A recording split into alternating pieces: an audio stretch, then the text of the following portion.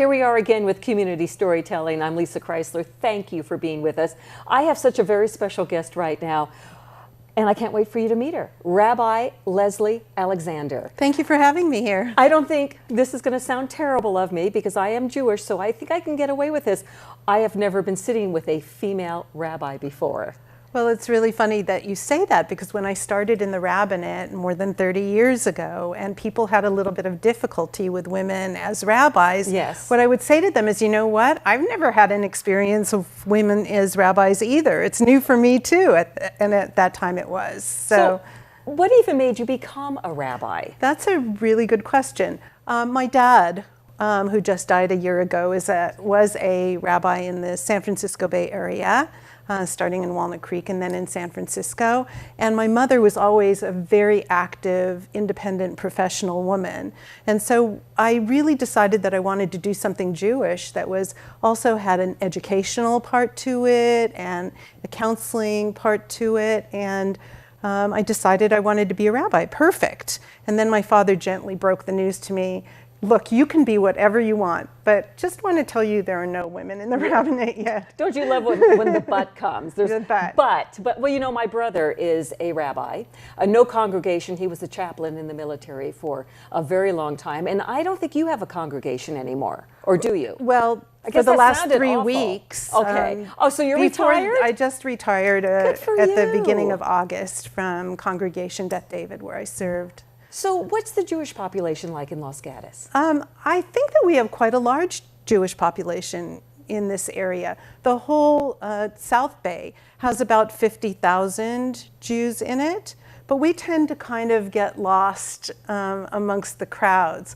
But Los Gatos has a really significant Jewish population, and the base of the entire Jewish community is here in Los Gatos on Oka Road at the Jewish Federation of Silicon Valley campus, the Levy family campus. So even though you say you're retiring, or what you think retirement might be like, I imagine you still have to be with the people every single day because that's what you've done all of your life. Well, you don't do something like being a rabbi, or what you do for that matter, if you don't love people. Right. So that's got to be a genuine love. So I can't particularly see myself not engaging with people. So I'm hoping to find something to do in terms of teaching, which I've done a lot in the community, and engaging with people as we talked about in hospital chaplaincy and visitation and that kind of thing. So I know you have been a chaplain in Good Samaritan, maybe El Camino as well? 8 different hospitals, right. But it included Good Sam, and it included El Camino Los Gatos right after it switched from Los Gatos Community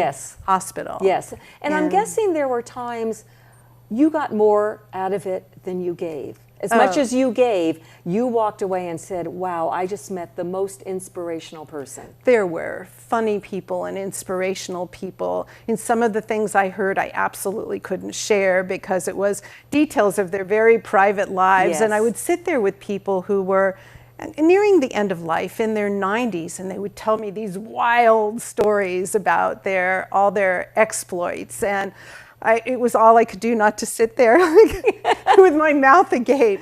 But it taught me so much about people that I love, which is you should never underestimate somebody, no matter whether they're ill or they're healthy, whether they're old or they're young.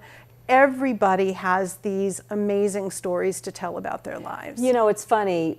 I was with my dad on his last day, and just being with him on the last day, and we were very close, and he was 91 when he passed away. What I found out on that last day, just what you're saying, amazing stories of his life that I never even knew about. So I know what the last days are like, and you learn so much, and you are inspired, and you walk away and say, I want to be like that person. That's absolutely true. Yes. And there are other stories about my family, my parents, but one of the things I learned when my father was already quite elderly is that in Germany he studied with Albert Einstein at Torah at the synagogue.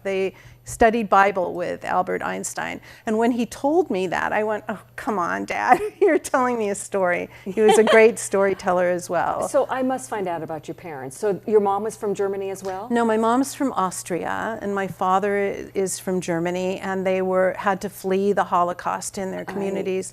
That's a whole story in itself. And they met in Shanghai, China, which was the only port in the world open to Jewish refugees. You didn't need a passport to go there. So they met and married there. I didn't even know that. With all of I've known about Holocaust and with my families, I'd never heard that before. Tens of thousands of Jews, mostly from Western Europe, fled to China. And then how did they end up here? Well, my parents got a visa to come to the United States and took a long boat from China to, and they decided they wanted to settle in San Francisco in the Bay Area, and that's what they did. Well, we're glad they did because we have you. I am certainly glad we have you. So retirement, but I know you'll be seeing her all over town. Los Gatos is your town. Rabbi Leslie Alexander, what a pleasure. Thank you. What a pleasure. Thank you for having me. Making history right in front of our eyes. And you know what? I want to hear your story. You've got one. I know you do. Community storytelling. Go to KCAT.org and nominate yourself or somebody you love. And thanks for being with us at KCAT TV 15.